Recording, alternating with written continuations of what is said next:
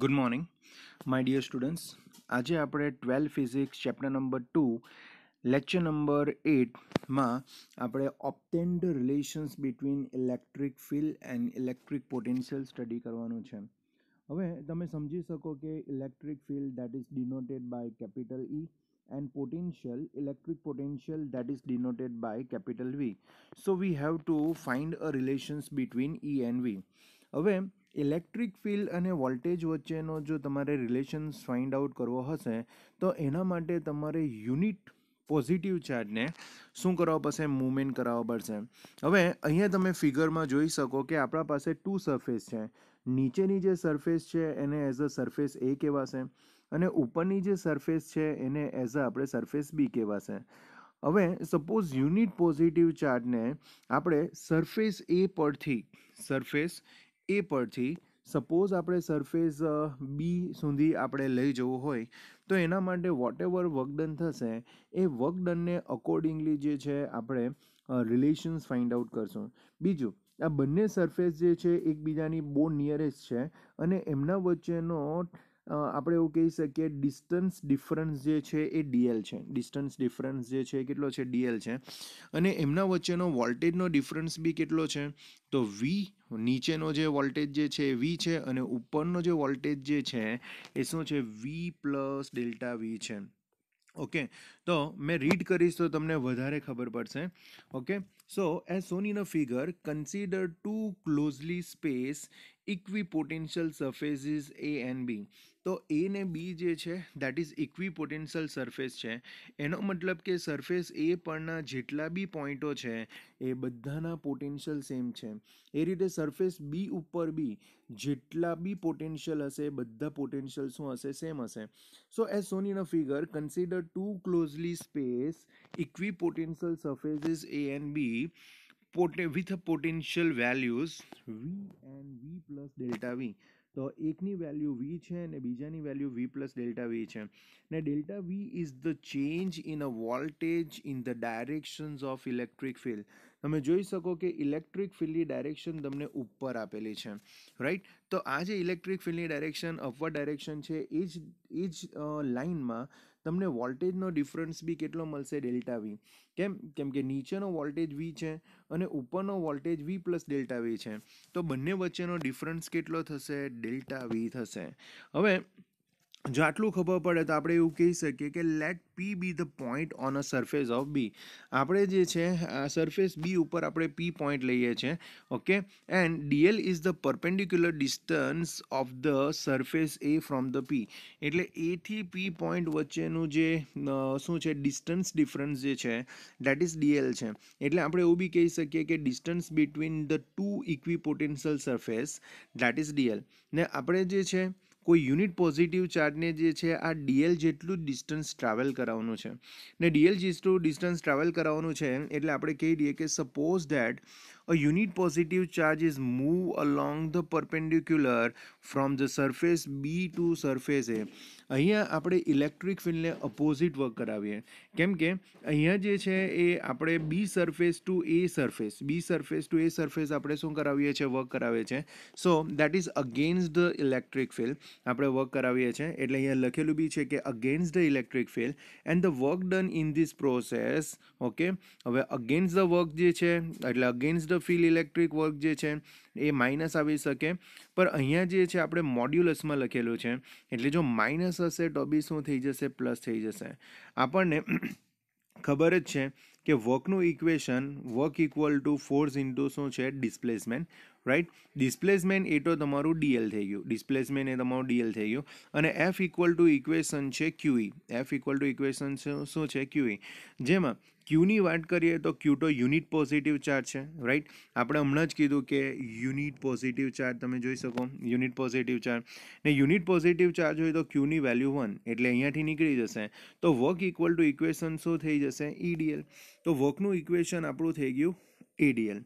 હવે that work is the change in a potential difference. આપણે એવું બી કહી શકીએ કેમ કે W ઇક્વલ ટુ QV છે, right. W equal to equation શું છે, Q ડેલ્ટા V છે, રાઈટ.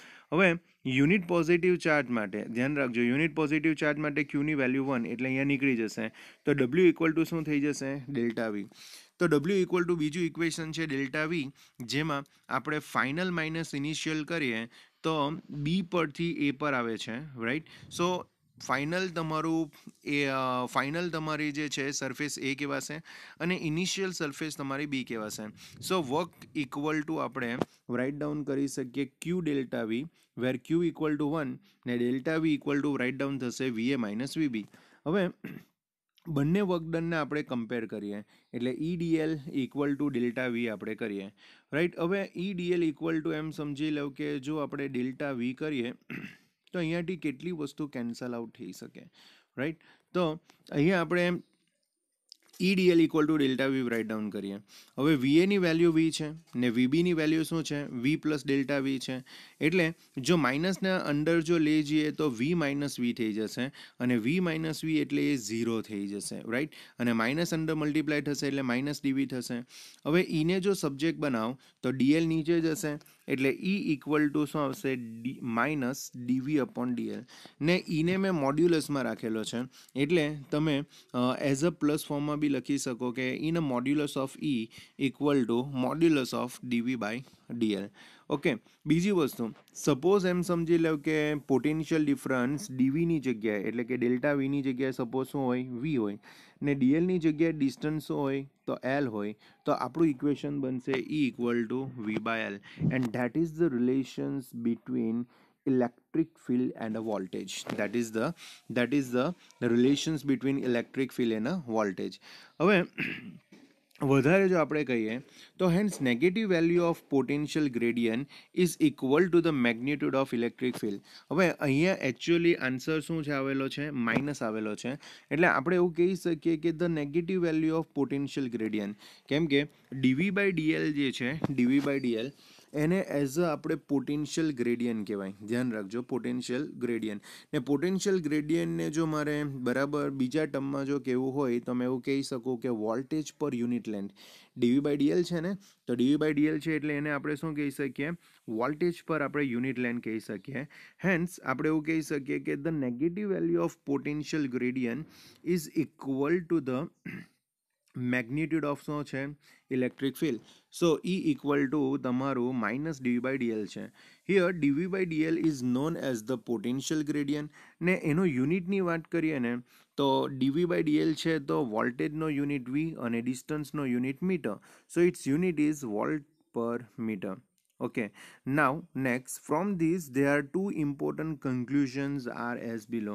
આના પરથી આપણને બરાબર બે નવા કન્ક્લુઝન મળશે.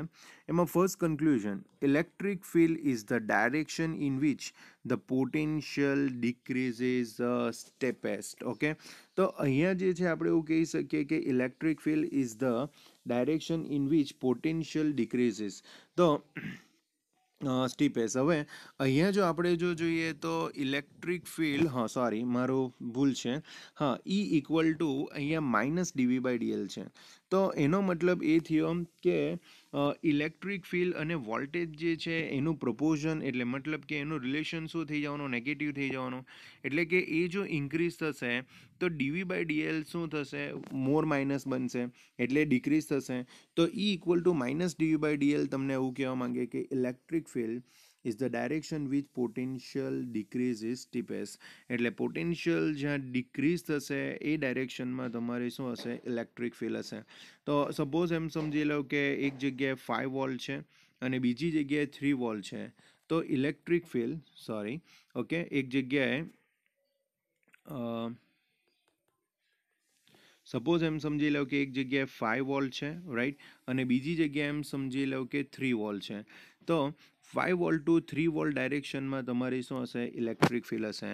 સો electric field is the direction in which the potential decreases. આ વસ્તુ ધ્યાન રાખજો.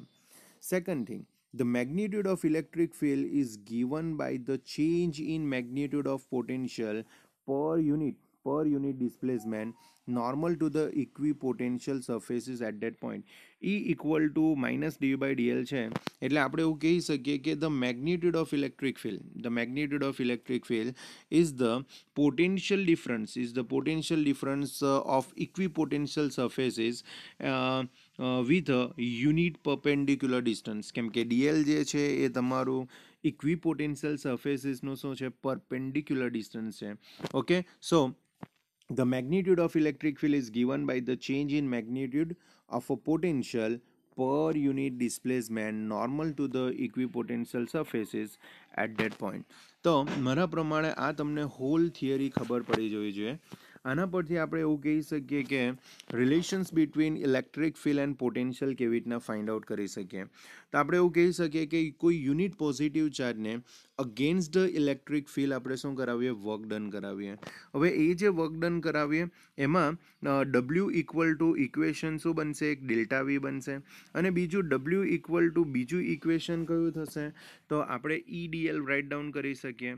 અને ઈડીએલ રાઇટ ડાઉન કરી શકીએ અને આ બંનેને જ્યારે આપણે કમ્પેર કરીએ ત્યારે આપણને ઇક્વેશન મળશે E equal to minus DV by DL.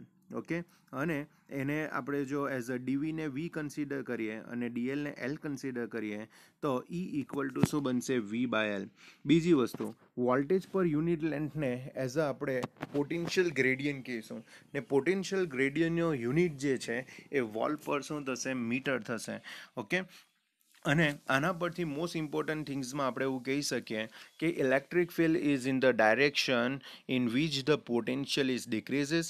And second thing, the magnitude of electric field is given by the change in the magnitude of potential per unit displacement normal to the equipotential surfaces at that point. તો E equal to minus D by DL છે એટલે આપણે એવું કહી શકીએ કે electric field જે છે એની વેલ્યુ કેટલી, તો એની વેલ્યુ આપણે એવું કહી શકીએ કે the change in a magnitude of potential per unit length, and that length is a perpendicular or a normal to the equipotential surfaces. તો ધ્યાન રાખજો, આ બંને સરફેસ હશે એને શું હશે, નોર્મલ તમારું યુનિટ ડિસ્ટન્સ હશે અને એમાં જેટલો બી વોલ્ટેજમાં ચેન્જીસ થશે that changes we call as a electric field.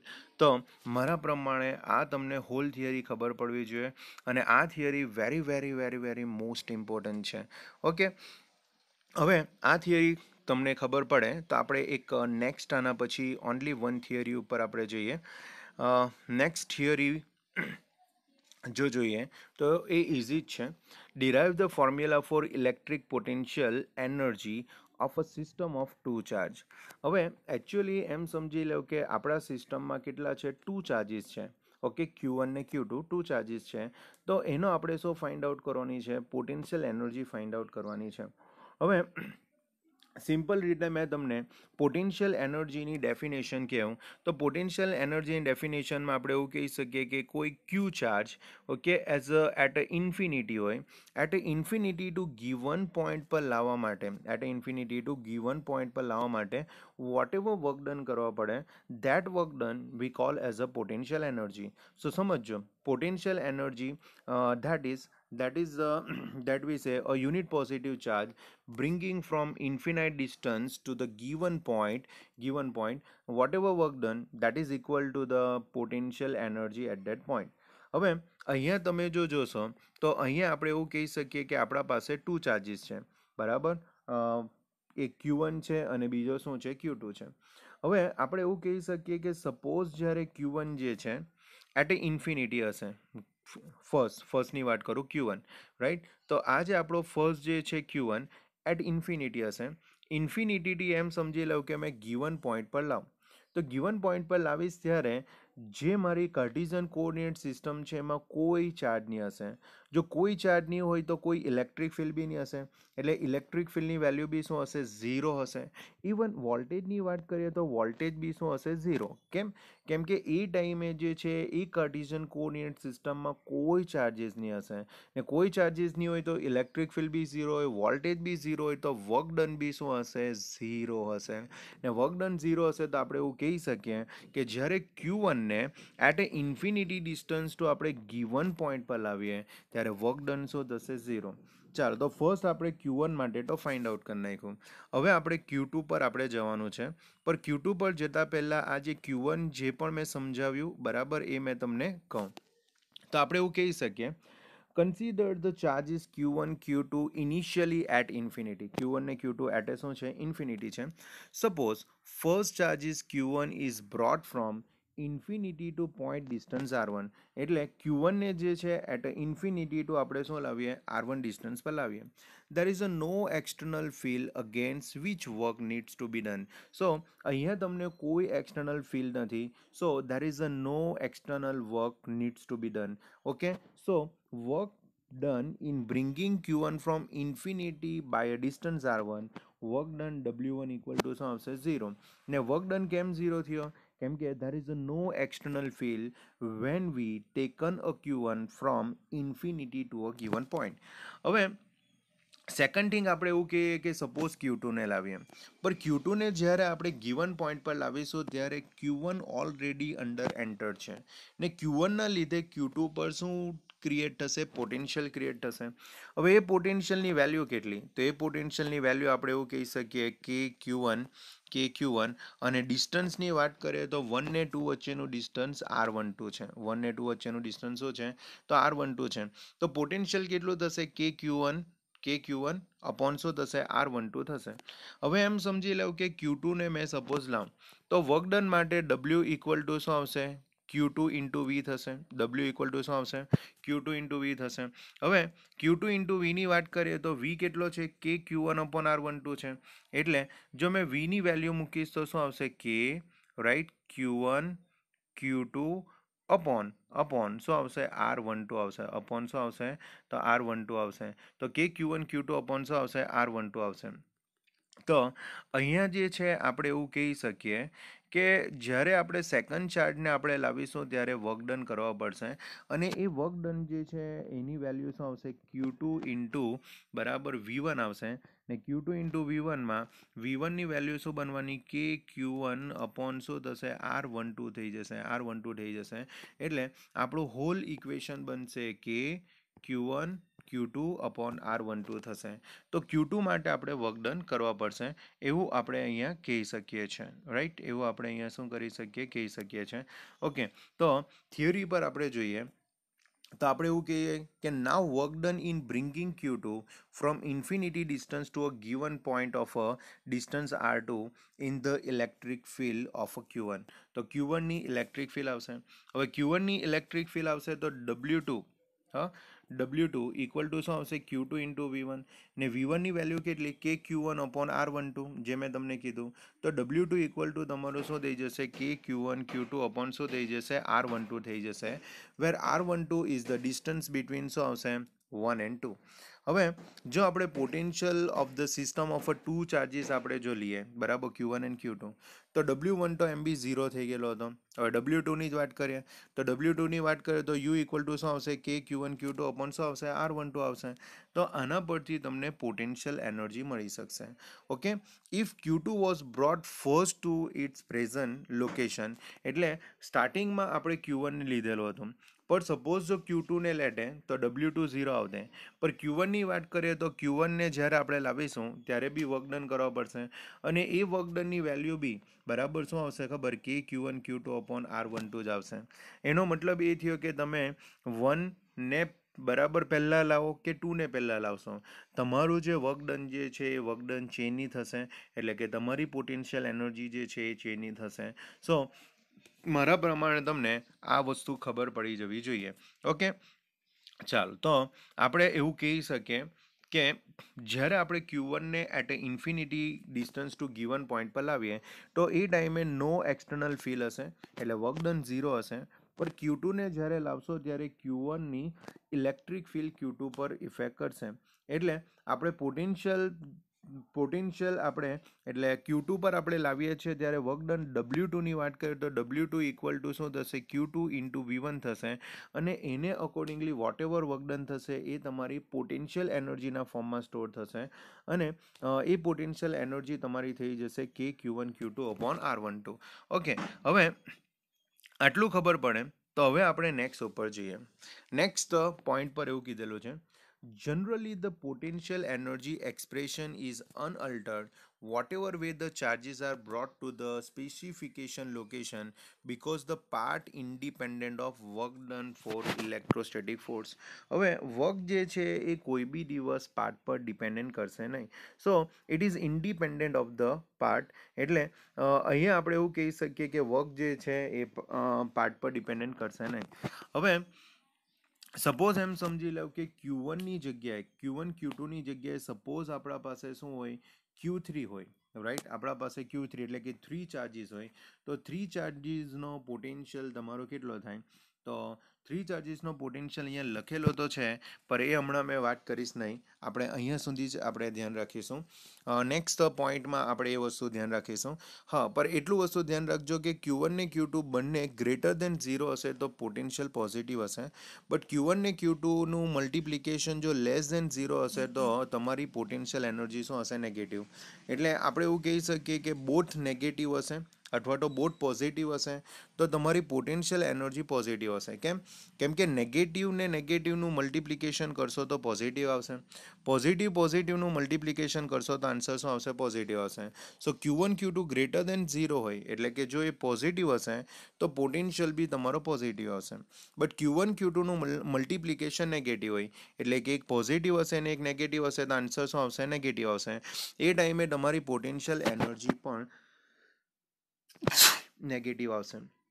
Okay, તો આ રીતે જે છે આપણે ટુ સિસ્ટમ ઓફ ચાર્જ એટલે કે સિસ્ટમમાં સપોઝ 2 ચાર્જીસ હશે તો એનો આપણે પોટેન્શિયલ ફાઇન્ડ આઉટ કરી શકીએ છીએ. હવે સપોઝ આપણે જે છે 2 ચાર્જીસની જગ્યાએ સપોઝ આપણે 3 ચાર્જીસ લઈએ. 2 ચાર્જીસની જગ્યાએ આપણે શું લઈએ? 3 ચાર્જીસ લઈએ. તો 3 ચાર્જીસ માટે તમારી પોટેન્શિયલ એનર્જી કેટલી થશે એ બી આપણે સમજી લઈએ. પહેલી વસ્તુ એ કે આપણને એટલું તો ખબર જ છે કે Q1 ને એઝ અ Q1 જે છે એ Q1 ને એઝ અ મેં ઇન્ફિનિટી ડિસ્ટન્સ, રાઈટ, ઇન્ફિનિટી ડિસ્ટન્સથી ગિવન પોઈન્ટ પર મેં સપોઝ લાવીશ, બરાબર. તો લાવીશ ત્યારે વર્ક ડનની વેલ્યુ કેટલી થઈ જશે? 0. એટલે કે W1 જે છે 0 આવશે. W1 0 આવશે એનું રીઝન બી ખબર છે કે જ્યારે આપણે Q1 ને લાવીએ ત્યારે સિસ્ટમમાં તમને Q2 ચાર્જ બી નહીં હશે અને Q3 ચાર્જ બી નહીં હશે. As a result, there is a no electric field when we bringing a Q1 charge in the system. So, no electric field હશે તો વર્ક ડન બી શું હશે? 0 હશે. તો એનો તો કોઈ પ્રોબ્લેમ નથી. હવે સપોઝ આપણે Q2 ને લાવીએ. Q2 ને as a infinity distance to આપણે શું કરીએ? ગિવન પોઈન્ટ પર લાવીએ. ગિવન પોઈન્ટ પર લાવીએ તો શું થશે? Q1 ની તો ઇલેક્ટ્રિક ફિલ્ડ હશે. એટલે Q1 ની જો ઇલેક્ટ્રિક ફિલ્ડ હોય, સપોઝ Q1 ની જો ઇલેક્ટ્રિક ફિલ્ડ હોય તો W2 ઇક્વલ ટુ શું થશે?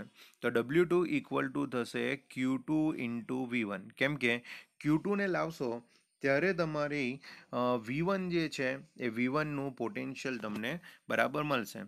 હવે V1ના પોટેન્શિયલની વાત કરીએ તો V1નું પોટેન્શિયલ તમારું થશે કે Q1 અપોન શું આવશે? R12. જ્યાં R12 જે છે that is the distance between શું આવશે? 2 ચાર્જીસ Q1 એન્ડ Q2. હવે એના લીધે જે તમારું W2 થશે એ W2 કેટલો થવાનું? તો W2 થવાનું કે Q1 Q2 અપોન શું થશે? R12. તો ધ્યાન રાખજો W1ની વેલ્યુ તમારી 0 આવી. W1ની વેલ્યુ 0 આવશે. પણ જ્યારે Q2 ને લાવીશું ત્યારે વર્ક ડન કેટલું કરવા પડશે? કે Q1 Q2 અપોન R12. હવે સમજો જ્યારે મેં Q3 ને લાવીશ, ધ્યાન રાખજો, જ્યારે મેં Q3 ને લાવીશ, હવે Q3 ને લાવીશ ત્યારે વર્ક ડન કેટલું થશે? તો એ ટાઈમે મારા પાસે સિસ્ટમમાં Q1 ને Q2 બંને ચાર્જીસ છે. ધ્યાન રાખજો મારા પાસે Q1 બી છે અને Q2 બી છે. તો પોટેન્શિયલ કોનું એપ્લાય થશે? તો Q1નું બી પોટેન્શિયલ એપ્લાય થશે અને Q2નું બી પોટેન્શિયલ એપ્લાય થશે. સો આપણે જો W3ની વાત કરીએ ને તો W3 જે છે એમાં તમારું વર્ક ડન કેટલું થશે? તો Q3 ઇન્ટુ V1. ધ્યાન રાખજો Q3 ઇન્ટુ V1. કેમ કે W ઇક્વલ ટુ QV છે ને જ્યારે આપણે Q3 ને લાવીશું ત્યારે V1નું પોટેન્શિયલ પણ બરાબર એના ઉપર એપ્લાય થશે. અને બીજું Q3 ઇન્ટુ બીજું પ્લસ તમારે Q3 ઇન્ટુ શું લખી શકો? ખબર? V2 લખી શકો. V2 લખી શકો કેમ કે V1 ને V2 એ બંને જે છે એ તમારા સિસ્ટમમાં છે. ઓકે, V1 ની વાત કરીએ તો V1 ની વેલ્યુ હવે કેટલી થશે તો KQ3, V1 ની વેલ્યુ થઈ જશે KQ1 અને અહીંયા 1 ને 3 વચ્ચેનું ડિસ્ટન્સ આવશે. 1 ને 3 વચ્ચેનું ડિસ્ટન્સ આવશે એટલે શું આવશે R13 બરાબર R13 આવશે. ને Q3 ને V2 ની વાત કરીએ તો Q3 V2 નો પોટેન્શિયલ કેટલો થશે તો KQ2 બરાબર KQ2 ડિવાઈડ બાય જે છે V2 છે એટલે Q2 ને Q3 વચ્ચેનું ડિસ્ટન્સ એટલે અહીંયા તમારું શું આવશે R23 આવશે. શું આવશે R23. તો અહીંયા આપણા પાસે જે છે એક ઇક્વેશન બનશે Q3 એક ઇક્વેશન બનશે Q3 ઇન્ટુ શું બનશે KQ1 અપોન R13 અને બીજું બનશે Q3 અને શું બનશે KQ2 અપોન R23. તો આ રીતે જે છે W1 0, W2 KQ1 Q2 upon R12, W3 ની વાત કરીએ તો KQ1 Q3 upon R13 plus KQ2 Q3 upon R23. ને આ બધાના વર્કડનનો જો મેં ટોટલ સમ કરીશ ને તો ટોટલ સમ કરતા જે છે મને સિસ્ટમ ઓફ ચાર્જ મળશે બરાબર. મને શું મળશે સિસ્ટમ ઓફ ચાર્જ મળશે. તો મારા પ્રમાણે તમને આ વસ્તુ બી ખબર પડી જવી જોઈએ. તો જે બી વસ્તુ મેં એક્સપ્લેનેશન કર્યું બરાબર એ બધી વસ્તુ મેં તમને સમજાવ. ઓકે તો સમજવા માટે જે છે ફર્સ્ટ આપણે કહી શકીએ કે let charges Q1, Q2 and Q3 are bringing from infinite distance to the point P1, P2 and P3 located having a distance R1, R2, R3 respectively at origin ને અકોર્ડિંગલી જે છે આ બધાના એમ સમજી લેવું કે પોઝિશન વેક્ટર જે છે R1, R2 ને R3 છે. હવે આપણે એવું કહીએ કે ફર્સ્ટ જે છે આપણે Q1 એટલે to bring first Q1 from infinity to point P1 infinity to આપણે પોઈન્ટ P1 માટે આપણે Q1 ચાર્જીસને લાવીએ તો આપણને ખબર છે કે there is a no external field કોઈ બી ફિલ્ડની હશે Q1 ને લાવીએ ત્યારે તો વર્ક ડનની વેલ્યુ કેટલી હશે 0 એટલે કે W1 0 હશે because there is a no external force to bring Q1 to P1. અને સપોઝ એમ સમજી લો કે now work done to bring Q2 at a point P2 એટલે હવે સપોઝ Q2 ને લાવીએ તો Q2 ને લાવીએ તો આપણે તો એવું કહી શકીએ કે ત્યારે Q1 ચાર્જ હશે ને Q1 ચાર્જ હશે તો એનો પોટેન્શિયલ બી હશે KQ1 અપોન R12 તો W2 equal to Q2 into V1 એટલે તમારું ઇક્વેશન થઈ જશે KQ1 Q2 અપોન R12 ને આ વસ્તુ આપણે ઓલરેડી અગાડી બી સ્ટડી કરેલું જ છે. હવે નેક્સ્ટ આપણે શું કરીએ તો નેક્સ્ટ જે છે આપણે શું કરીએ તો આપણે Q3 ને લાવીએ. નેક્સ્ટ જે છે આપણે શું કરીએ Q3 ને લાવીએ. હવે electric potential at P3 due to બરાબર Q1 એન્ડ Q2 તો Q1 એન્ડ Q2 ના લીધે પોટેન્શિયલ તમને જો મળતો હોય તો Q1 ના લીધે મળશે KQ1 અપોન R13 ને KQ2 અપોન R23 પણ એના પહેલા સમજો work done to bring charge Q3 to P3. હવે Q3 ને એમ સમજી લો P3 પોઈન્ટ પર લાવીએ તો વર્ક ડન કેટલું કરવું પડે તો આપણે એવું કહી શકીએ કે Q1 નો પોટેન્શિયલ એના ઉપર શું કરશે Q1 જે છે એના પર પોટેન્શિયલ એપ્લાય કરશે એ પોટેન્શિયલની વેલ્યુ KQ1 અપોન R13 આવશે અને Q2 જે છે એ બી પોટેન્શિયલ એપ્લાય કરશે એની વેલ્યુ કેટલી આવશે KQ2 અપોન શું આવશે R23 આવશે. એટલે અહીંયા આપણે KQ3 સાથે મલ્ટીપ્લાય કરવાનું રહેશે બરાબર V1 3 અને V23 મલ્ટીપ્લાય કરવાનું રહેશે એટલે potential of charge Q1 at Q3 ને potential of charge Q2 on Q3. Okay તો તમારું KQ1 એટલે કે in bracket Q1 upon R13 ને Q2 અપોન R23 જે અહીંયા લખેલું છે તે કે કોમન કાઢી નાખો તો અને Q3 ને અંદર મલ્ટીપ્લાય કરી નાખો તો શું આવશે KQ1 Q3 અપોન R13 અને KQ2 Q3 અપોન શું આવશે R23 આવશે. તો આ રીતે આપણને 1 2 3 આ ટોટલ ચાર્જીસના લીધે આ ટોટલ સિસ્ટમ ઓફ ચાર્જીસના લીધે આપણને ટોટલ પોટેન્શિયલ મળશે. આ ટોટલ પોટેન્શિયલની વાત કરીએ તો ટોટલ પોટેન્શિયલનું ઇક્વેશન તમારું થઈ જશે જો બધાનો સમ કરું તો KQ1 Q2 upon R12 KQ1 Q3 upon R13 KQ2 Q3 upon શું આવશે R23 આવશે. ઓકે સો આઈ હોપ તમને આ 3 થિયરી તમને ખબર પડે. Thank you very much. By.